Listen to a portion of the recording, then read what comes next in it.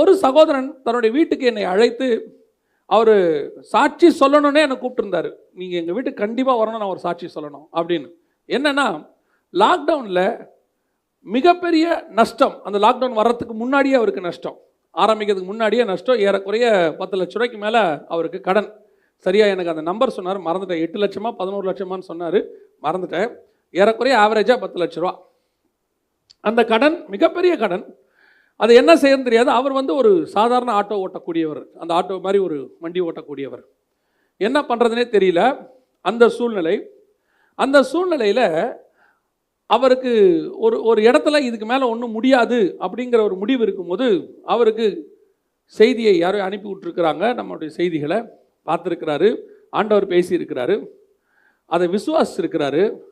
அந்த lockdown period 8 மாதத்தில் மாத்திரம் அந்த 10-11 லட்சம் ரூபாய் கடனையும் கர்த்தர் அடைப்பதற்கு அவருக்கு வழிவகை செய்தார். எல்லாருக்கும் லாக்டவுன், அவருக்கு மட்டும் திறந்த வாசல். முழு கடனையும் அடைப்பதற்கு கர்த்தர் அவருக்கு கிருபை தந்து கடனை அடைத்து அதற்கு மேல் அவர் ஆசீர்வாதமாய் மாறி இருக்கிறார். அவர் சொல்றாரு, சம்பந்தமே இல்லாமல் ஊருக்குள்ள, அவங்க ஊரில் கிராமத்தில் ஒரு கோழி பண்ணை வச்சார். அந்த சாட்சியெல்லாம் கேட்கும்போது எனக்கு பிரமிப்பாக இருந்துச்சு. அதெல்லாம் இப்படி நடக்குமா அப்படின்னு. கோழி பண்ணை வச்சுட்டாரு. கோழியெல்லாம் போட்டாச்சு. வந்த உடனே லாக்டவுன் ஆகிப்போச்சு. லாக்டவுன் வந்த உடனே எல்லாமே க்ளோஸ்ட், எது மேலேயும் இல்லை. இப்போ இவருக்கு பல ஆயிரம் ரூபாய்க்கு அந்த கோழியை போட்டார். எல்லா பக்கமும் க்ளோஸ் ஆயிடுச்சு. இவர் என்ன பண்ணுறது தெரியல. இவர் ஊரில் உட்காந்துருக்கிறாரு. திடீர்னு பார்த்தீங்கன்னு சொன்னால் எல்லா பக்கமும் கோழி தீர்ந்துருச்சு, இவரதில் மட்டும்தான் கோழி இருக்குது. நேராக வந்தாங்களாம், என்ன விலை கொடுத்தாலும் பரவாயில்ல கோழி கொடு என்று சொல்லி 20 ரூபா 30 ரூபா இருக்க கோழியெல்லாம் 50 ரூபா 60 ரூபா 70 ரூபா கொடுத்து வாங்கிட்டு போனாங்களாம். மொத்த கோழியும் விற்று நார்மலாய் வரக்கூடிய ஒரு டெய்லி வரக்கூடிய லாபத்தை விட 100 மடங்கு அவருக்கு லாபம் இன்க்ரீஸ் ஆயிடுச்சு.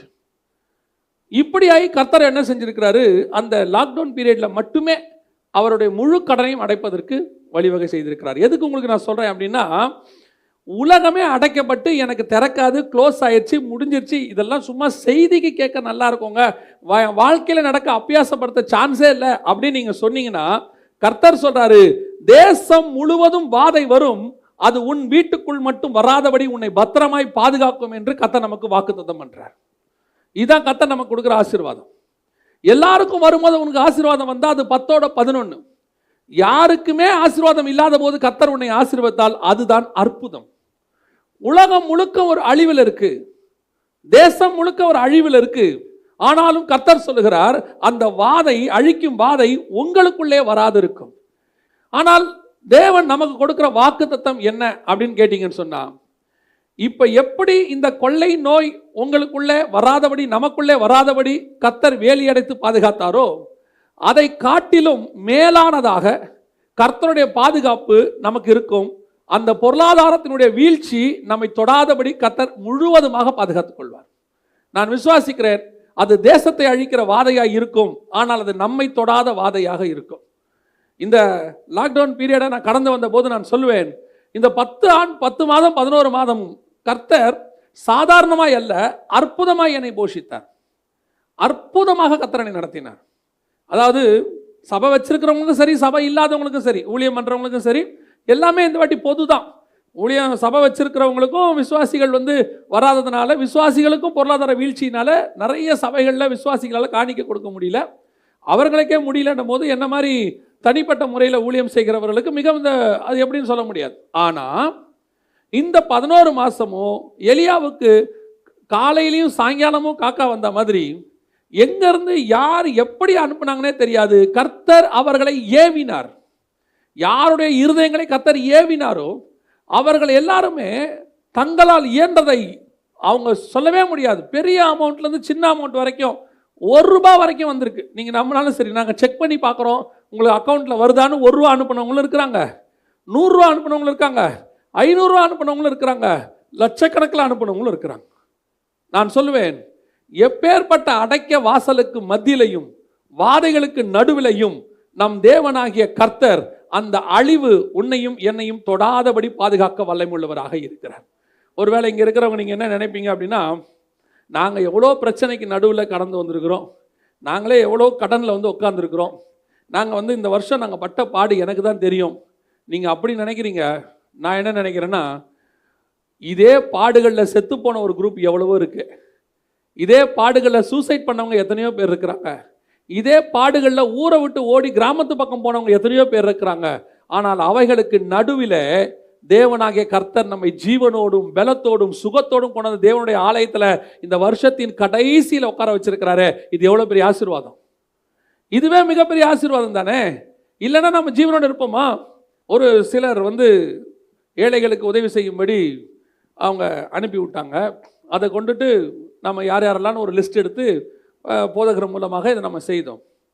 அப்போ ஒருத்தர் வீட்டுக்கு ஒரு நாள் காலையில் கொண்டு போய் ஆகாரத்தை, அந்த ஒரு அரிசி எல்லாம் கொண்டு வந்து கதவை தட்டி கொடுக்கும்போது அந்த வீட்டில் இருந்த சகோதரி கட்டி பிடிச்சிட்டு அழுதாங்களாம். அந்த கொண்டு போன சகோதரியை பார்த்து சொன்னாங்களாம், நேற்று நைட்டு தான் நான் சொல்லிட்டு இருந்தோம், நாளை காலைக்கு அரிசி இல்லை, ஒன்றும் இல்லை, நாளைக்கு என்ன செய்யலான்னு சொல்லும்போது கர்த்தர் பார்த்து கொள்வார், கர்த்தர் தான் நமக்கு கொடுக்கணும், வேறு யாரும் கொடுக்க முடியாது. காலையில் பிள்ளைகளுக்கு சாப்பாடு இல்லைன்னு நாங்கள் உட்காந்துக்கிட்டு இருக்கும்போது காலையில் கர்த்தர் எங்களுக்கு ஒரு மாதத்துக்கு தேவையானதை கொடுத்து அனுப்பி வைத்திருக்கிறார். அல்லேலூயா. தேசம் முழுவதும் வாதை வந்தாலும் அதை அணுகாதபடி கர்த்தர் நம்மை பாதுகாக்க வல்லமையுள்ளவராக இருக்கிறார். வருகிற வருஷம் இதை காட்டிலும் பஞ்சம் கடுமையான வருஷம். எனக்கு எலியாவினுடைய ஓமையை வைத்து கர்த்தர் சொல்லிக் கொடுத்தார். அதன்படி தான் எனக்கு ஆண்டவர் சொல்லி கொடுத்துக்கிட்டு இருக்கிறாரு. கேரித் ஆற்றங்கரையில் இருந்த வருஷம் தான் நாம் இப்பொழுது இருக்கிற வருஷம், 2020 இருந்த வருஷம். ஆனால் வரப்போகிற வருஷம் வசனம் சொல்லுகிறது, கேரித் ஆற்றங்கரையின் தண்ணீர் வற்றி போயிற்று. கேரித் ஆற்றங்கரையின் தண்ணீர் வற்றி போயிற்று, பஞ்சம் கடினமாக மாறியது. அப்பொழுது எலியாவை பார்த்து கர்த்தர் சொன்ன வார்த்தை என்ன தெரியுமா? நீ புறப்பட்டு ஊருக்குள்ள போ, அங்கே உனக்கு ஒரு விதவை வீட்டை என்ன செஞ்சிருக்கிற, ஆயத்தம் பண்ணி வச்சிருக்கிறேன். அந்த விதவை வீடு எப்படி இருக்கும் ஆண்டவரே? டபுள் ஃப்ளோராக, கீழே ஸ்விம்மிங் பூலோட, மேலே 3-4 ரூமோட, அட்டாச்சு பாத்ரூமோட, என்னை பார்த்துக்கிறதுக்கு எல்லாம் ரெடி பண்ணியிருக்கீங்களா? அவள் வீட்டில் ஒரு அப்பம் தான் இருக்குது ஆண்டவரே, அவங்க வீட்லேயே ஒன்று தான் இருக்குது. நீங்கள் என்ன அங்கே போக சொல்கிறீங்க? இப்போ நான் அங்கே போனேன்னா அவன் எனக்கு ஒன்றை கொடுப்பானா, இல்லை அவன் சாப்பிட்டு என்ன செய்வாங்க? ஆண்டவர் சொல்கிறார், நீ போ. அந்த ஒரு அப்பம் தான் அடுத்த வரப்போகிற அத்தனை வருஷங்களுக்கும் 3.5 வருஷம் பனியும் மழையும் பெய்யாதிருந்தது. அந்த 3 வருஷத்துக்கும் ஒரு வீட்டை கர்த்தர் ஆயத்தம் பண்ணி வச்சிருந்தார். அதே போல 2021 எவ்வளோ பெரியதான பஞ்சத்தின் வருஷமாக ஆரம்பித்தாலும், அதுக்கப்புறம் பஞ்சங்கள் யுத்தங்கள் எத்தனை வருஷம் வந்தாலும், நல்லா மனசில் வச்சுக்கொள்ளுங்க, 2021 பஞ்சங்களும் கடுமையான கொள்ளை நோய்களும் யுத்தங்களும் நம்மை சந்திக்க வந்தாலும் கூட அவைகளுக்கு அத்தனைக்கும் நடுவில் உங்களுக்கும் எனக்கும் நிச்சயம் ஒரு விதவை வீட்டை கர்த்தர் ரெடி பண்ணி வைத்திருக்கிறார். அது இனி ரெடி பண்ண போறதில்ல, ஏற்கனவே கர்த்தர் ரெடி பண்ணி வைத்திருக்கிறார். உனக்கு அந்த இடத்துல பயங்கரமான இறைச்சி, அப்படியே ராஜ உபசாரம், அதெல்லாம் நடக்காது. ஆனால் உங்களுக்கு தேவையான அப்பமும் எண்ணெயும் தொடர்ச்சியாக வந்து கொண்டே இருக்கும். ஒரு குறைவில்லாதபடிக்கு கர்த்தர் நிரப்புவார். அது கர்த்தர் கொடுக்கிறதான மிகப்பெரிய ஆசீர்வாதம். விசுவாசிக்கிறீங்களா? எத்தனை பேர் விசுவாசிக்கிறீங்க? அல்லேலூயா. நான் எப்பவும் சொல்லுவேன், தேவனுடைய ஆசீர்வாதம் என்பது நமக்கு ஒரு சிலர் சொல்லி கொடுத்துருக்கிறபடி அப்படியே BMW அது இதெல்லாம் கிடையாது. அது தேவைன்னா அதையும் கொடுப்பார். இப்போ உங்களுக்கு எது தேவையோ அதை என்ன செய்வார்? ஆண்டவர் அதையும் கொடுப்பார். ஆனால் தேவனுடைய ஆசீர்வாதம் என்பது உங்களையும் என்னையும் அவர் குறிப்பிட்ட காலம் வரைக்கும் ஜீவன் போகாமல் சுகபலத்தோடு கூட பாதுகாப்பாக வச்சிருக்கிறாரு. அதுதான் மிகப்பெரிய ஆசீர்வாதம்.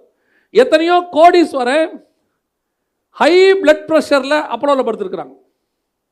எத்தனையோ கோடீஸ்வரங்க கண்டெய்னரில் பணம் வச்சிருந்தவங்க என்ன ஆனாங்கன்னே தெரியாமல், எப்படி செத்தாங்கன்னே தெரியாமல் செத்து போனாங்க. எத்தனையோ கோடீஸ்வரங்க தங்கத்தை புதையெல்லாம் வச்சு சேர்த்து வச்சுட்டு எத்தனையோ வருஷத்துக்கு முன்னாடி அனுபவிக்காமல் செத்துட்டாங்க. இப்போ தோண்டி எடுக்கிறாங்க. இதனால என்ன பிரயோஜனம்? அந்த பணத்தால் இருக்குதுன்னு அவங்களுக்கு ஒரு சாட்டிஸ்ஃபேக்ஷன். சிலருக்கெல்லாம் பேங்க்ல அந்த நம்பரை பார்க்கறதுல ஒரு சாட்டிஸ்ஃபேக்ஷன். என்னுடைய அக்கௌண்ட்டில் 2 கோடி ரூபாய் இருக்கிறது, இருக்கட்டும். ஸ்விஸ் பேங்கில் 10,000 கோடி ரூபாய் இருக்கட்டும். எனக்கு ஊர்ல 4 ஏக்கர் இருக்கிறது, இருக்கட்டும். நமக்கு 4 ஏக்கர் இருந்தாலும் 400 ஏக்கர் இருந்தாலும் 6க்கு 2 6க்கு 3 தான் கணக்கு. அதான் கணக்கு. அதுவும் நமக்கு இப்போ கீழ்பாக்கில் இல்லையாமா, அங்கேயும் இல்லை. நீங்க எவ்வளோ பணம் வச்சிருந்தாலும் கீழ்பாக்கில் இப்போ நமக்கு என்ன இல்லை, இடம் இல்லை. சிலருக்கெல்லாம் வந்துட்டு கடைசி ஆசை என்னன்னா, எப்படியாவது என்னை கீழ்ப்பாக்கத்தில் வச்சிருங்க. ஏன் மேல் பாக்கத்தில் வச்சா ஏஞ்சி வந்துடுவீங்களா? நீங்கள் தான் செத்து போயிடுவீங்களே. நாங்கள் கீழ்ப்பாக்கத்தை தாண்டி மந்தவெளிக்கு கூப்பிட்டு போனால் அந்த வேலை கேட்பீங்களா? ரூட்டு மாறி போயிட்டு இருக்கீங்களே, நான் கீழ்ப்பாக்கம் தானே உங்களை கேட்டேன், என்னை எப்படியாவது கீழ்ப்பாக்கத்தில் வச்சுருங்க, ட்ரை பண்ணி பார்ப்போம்.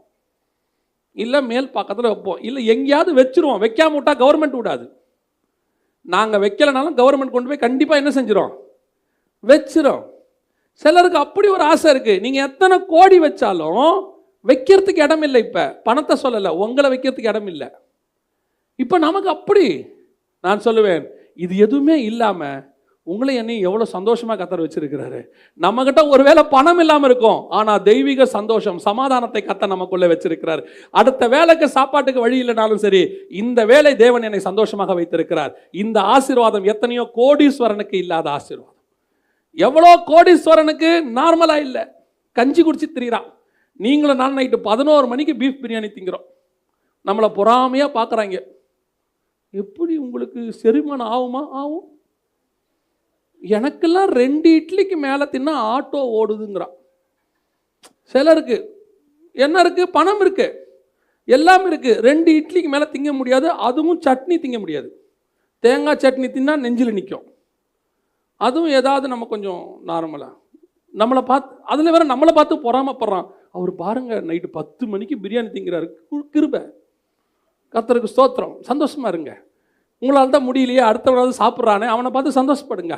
நல்லா எனக்கு என்னென்னா, இப்போ எப்படி ஜோம் பண்ண வேண்டியிருக்குன்னா, ஆண்டவரே வன்கண்கள் பொறாமைகளுக்கு விலக்கி பாதுகாத்துக்கணும். சாப்பிட்றதுக்கு முன்னாடி இப்போ நம்ம அப்படி ஜோம் பண்ண வேண்டியதாக இருக்குது. எதுக்கு சொல்ல வர? நம்ம சாப்பிட்றத பார்த்து பொறாமப்படுறான். எப்படி இவர் சாப்பிட்றாரு இப்படியெல்லாம்?